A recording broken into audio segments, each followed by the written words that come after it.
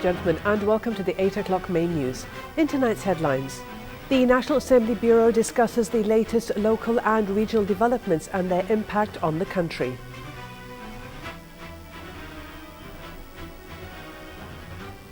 The Iraqi Parliament session faces ongoing challenges after being postponed twice.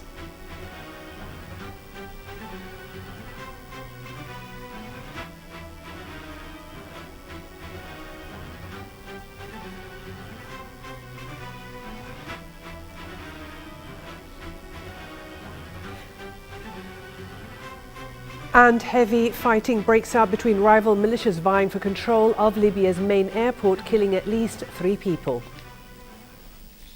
His Highness the Emir Sheikh Sabah Al-Ahmed Al-Jaber Al-Sabah received this morning at Sif Palace His Highness the Crown Prince Sheikh Nawaf Al-Ahmed Al-Jaber Al-Sabah.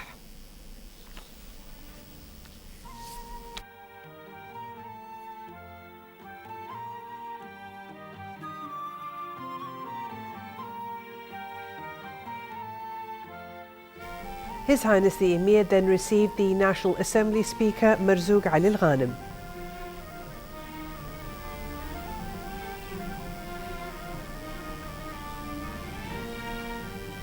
His Highness the Emir also received His Highness Sheikh Jaber Al-Mbarak Al-Hamad Al-Sabah, the Prime Minister.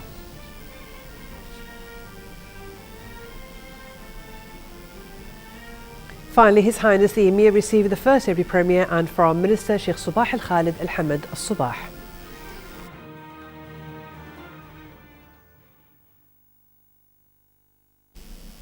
His Highness the Emir Sheikh Sabah Al-Ahmed Al-Jaber Al-Sabah received this morning at Sif Palace the National Assembly Speaker Marzouk Ali Al-Ghanem, accompanied by a host of MPs.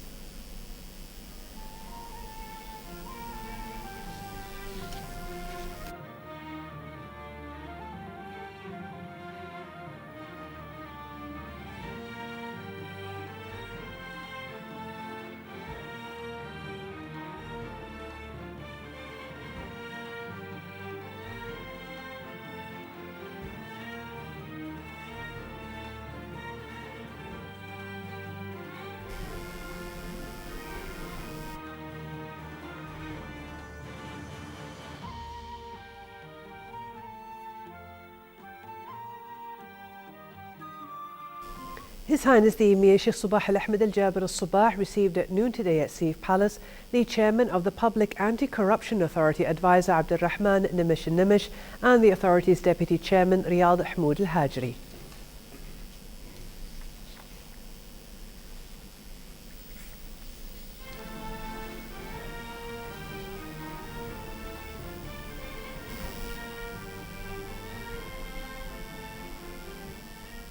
His Highness the Emir Sheikh Sabah Al-Ahmed Al-Jaber Al-Sabah sent a cable of congratulations to His Excellency the President of Montenegro, Filipe Vujanovic, on the occasion of his country's National Day. His Highness the Crown Prince Sheikh Nawaf Al-Ahmed Al-Jaber Al-Sabah sent a cable of congratulations to His Excellency the President of Montenegro, Filipe Vujanovic, on the occasion of his country's National Day.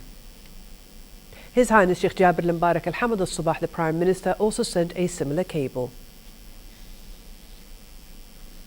His Highness the Crown Prince Sheikh Nawaf Al-Ahmed Al-Jaber Al-Sabah received today at his Sif Palace Diwan the National Assembly Speaker Marzouk Ali Al-Ghanem.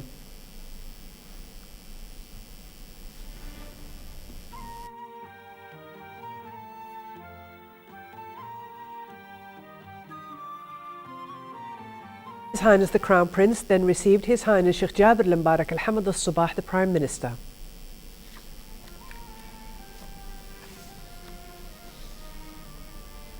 His Highness the Crown Prince also received the First Deputy Premier and Foreign Minister Sheikh Sabah Al-Khalid Al-Hamad Al-Sabah.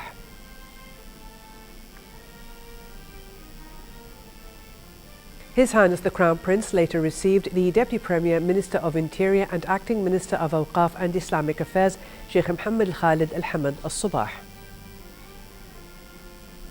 His Highness the Crown Prince also received the Deputy Premier and Minister of Defence Sheikh Khalid Al-Jarrah Al-Sabah. His Highness the Crown Prince then received the Minister of Information and Minister of State for Youth Affairs Sheikh Salman Sabah Al-Salim Al-Mahmoud Al-Sabah.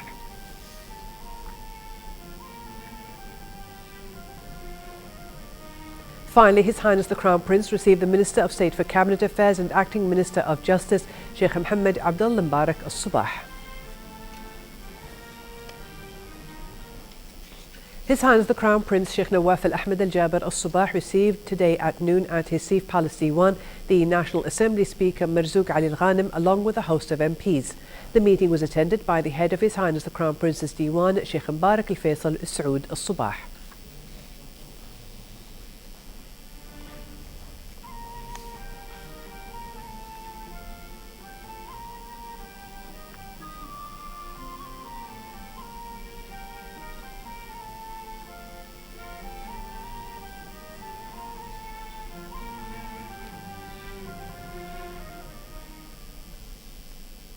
The National Assembly Bureau held a meeting at noon today under the chairmanship of Speaker Marzouk Ali al-Ghanim to discuss the latest local and regional developments and their impact on the country and to check on the measures taken by the government to confront these impacts. The meeting, which came upon a request by Speaker al-Ghanim, was attended by 39 MPs and 7 ministers who represent both legislative and executive authorities.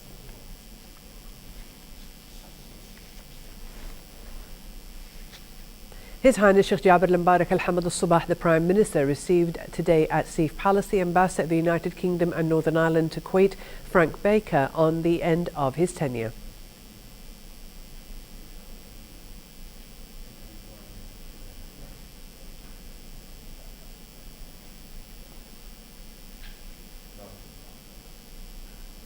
His Highness the Prime Minister also received the Ambassador of Spain to Kuwait, Angel Lusada Fernandez, on the end of his tenure.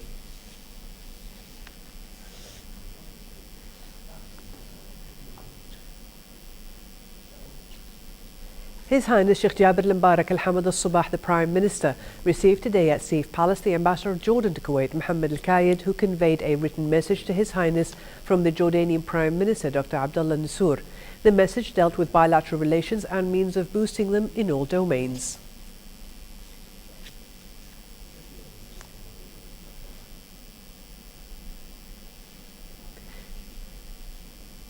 Iraq's newly elected legislature failed to agree on a new parliament speaker during its second seating today, further extending a political impasse that has dashed hopes of reaching a political resolution to the worst security crisis to afflict the country.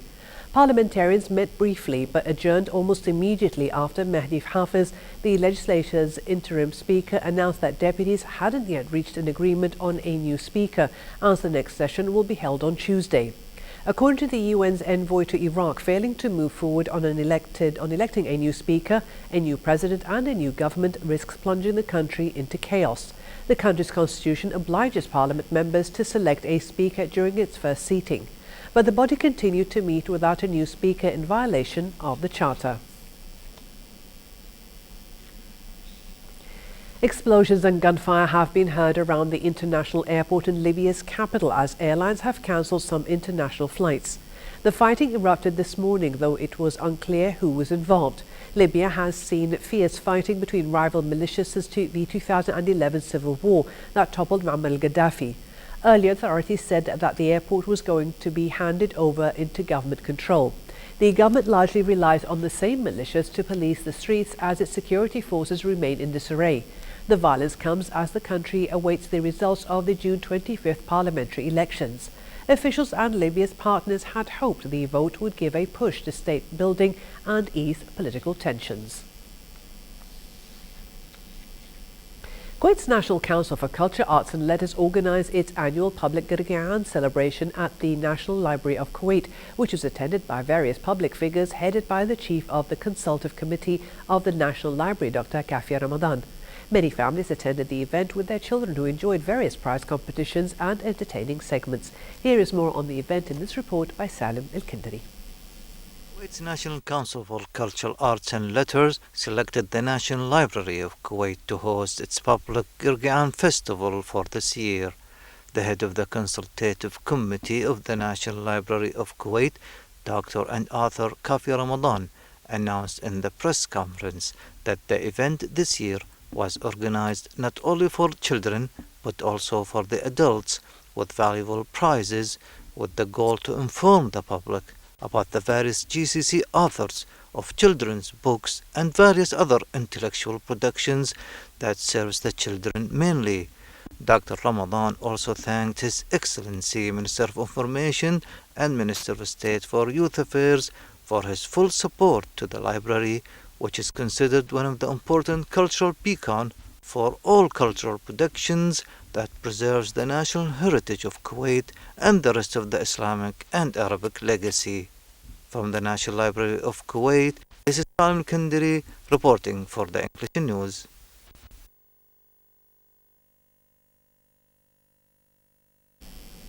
The main indices of the Kuwait Stock Exchange ended its trading session on a green board. Weighted index read 482.49, gaining 4.26 points, and the price index closed at 7,178.75 with a gain of 102.75 points. The KSX 15 came to 1,178.93, putting on 10.28 points. The number of trades reached 5,129 transactions worth about 22 million Kuwaiti dinars, with around 239 million shares changing hands. The third International Federation of American Football, or the IFAF Under-19 World Championship, kicked off, bringing together hundreds of amateur players to compete in Kuwait as part of an 8-team field featuring the United States, Austria, France, Germany, Japan, Mexico, host Kuwait, and defending 2012 champion Canada. With 8 national teams qualifying for the biannual tournament, the 2014 championship will be one for the record books, as it's the first time the games are hosted outside the United States, with the inaugural held in 2009 in Canton, Ohio, and the second in 2012 in Austin, Texas. The IFAF is composed of 64 nations spanning 6 continents that possesses a national federation dedicated solely to American football. Sarah Glubb was at Al Nasr Sports Club with this report on the first game played between Austria and France. Under the patronage of His Highness the Emir of Kuwait, Sheikh Sabah Al-Ahmad Al-Jaber Al-Sabah, the Third International Federation of American Football, or IFAF, Under-19 World Championship kicked off for the very first time outside of the United States. The first 2 competition was in United States, and this is the first one outside the United States here in Kuwait, and this for 8 teams all around the world. Yeah, the first game was very good game. Austria played very well today, and France a little weak in the defensive side, even also in the offensive side. But Austria, they scored big time. Canada is ranked 1 on the world. United States were ranked 2. Japan ranked 3. Mexico ranked 4. Germany ranked 5. And Austria ranked 6. Kuwait has not been ranked yet because they've never played before, so they don't have points. But we are participating because we are hosting the game. It was during the technical meeting. They draw two groups, Group A and Group B. Austria is ranked 1 on the European countries, and of course France came in rank 2. Both teams are very good. I mean, they well played. The game was good. The technical stuff during this game, it was on high standards, and they did well, both of them. But you know, Austria, they were well prepared. For the last 6 months, they are preparing for this tournament. The 8-nation tournament saw Austria take on France in the Group 1 openers, with Austria beating the French team 24-7, as they simply controlled the tempo of the game from the kickstart. Oh, preparation starts 3 days ago when we came in. We had 5 practices for that game, and it worked out well, like you can see right now. So we're preparing for the next game in 3 days. We play against Kuwait. It's the next step for us, and then we'll see. Then it's France, then it's Canada, and we will see what's come out of that stuff. I think we did a really good job from start to finish.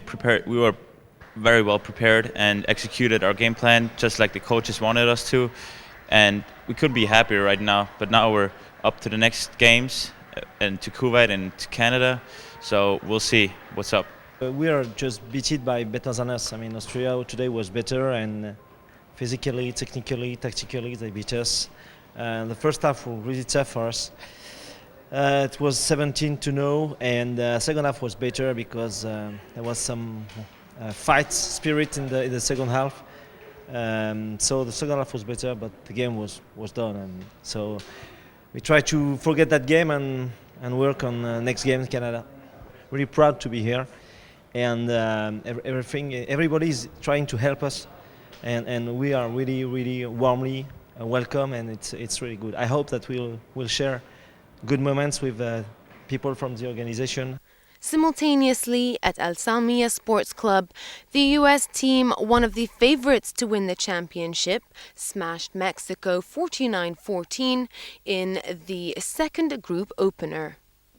This is the first time that the International Federation of American Football Under-19 World Championship is being hosted outside the U.S.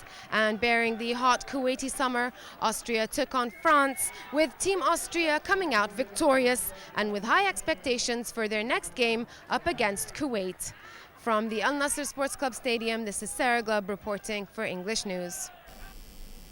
Germany and Argentina will contest the 2014 FIFA World Cup final tonight at Rio de Janeiro's Maracana Stadium, and the game is a 79,000 sellout. Germany would be the first European team to win the tournament in South America if they take the title for the first time since 1990.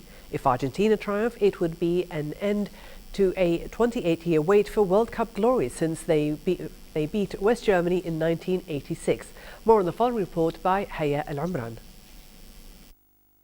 Expected by many, Germany and Argentina met in the final match of 2014 World Cup soccer tournament at the Maracana Stadium of Brazil's Rio de Janeiro later tonight. The FIFA World Cup final will be played at the 79,000 sellout stadium and in front of an expected television audience of more than 1 billion. Germany, seeking a fourth World Cup, crushed hosts Brazil 7-1 in the semi-finals, while two-time winner Argentina beats Netherlands 4-2 on the penalties after a goalless draw. Today's game in the climax of a World Cup that is being regarded as a huge success in the protests similar to those that marred last summer's Confederation Cup, proving unfunded. According to local sources, 692,000 tourists from 203 countries have entered Brazil during the month in which the World Cup has been staged. Brazil's hope of winning the World Cup for the first time since 2002, when they beat Germany in Japan, were wrecked by those same opponents. But the supporters still packed by the fan fest of Copacabana Beach yesterday to watch the hosts' 3-0 defeat by Netherlands in the third place playoff. Argentina fans were also flooding the area ahead of today's final, hoping their team can win the World Cup deep in the heart of sporting enemy territory in the iconic surroundings of Maracana. Coach Joachim Löw's Germany are informed team going into the final after embarrassing host nation Brazil, after putting in a number of impressive performances over the course of the tournament. If striker Miroslav Klose is selected in what effectively his final World Cup appearance, he will have the opportunity to extend his World Cup goal-scoring record to 17. Klose equaled Ronaldo's record of 15 in 2-2 group stage draw with Ghana before getting in his 16th goal in the rout against the host nation. Coach Alderino Saballa, men have trained well for the final, and it will be the first time Argentina have appeared in the final since 1990, when they lost out to the same opponents on penalties after a draw 0-0 draw in Italy. If Argentina are successful today, it will be their third title after winning in 1978 on home soil and in 1986 when Diego Maradona inspired them to victory in Mexico. The tournament has been notable for its attacking football, and if the final features 2 goals, this will be the highest scoring World Cup, beating the 171 goals in 1998. For a chance to see our reports again, please visit our YouTube channel at MOI Kuwait News. And to recap tonight's news, here are the headlines once again. The National Assembly Bureau discusses the latest local and regional developments and their impact on the country.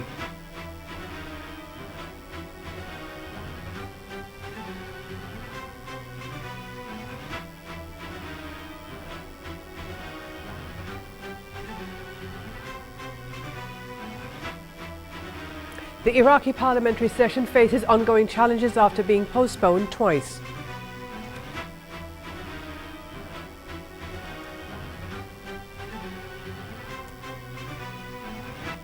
And heavy fighting breaks out between rival militias vying for control of Libya's main airport, killing at least 3 people.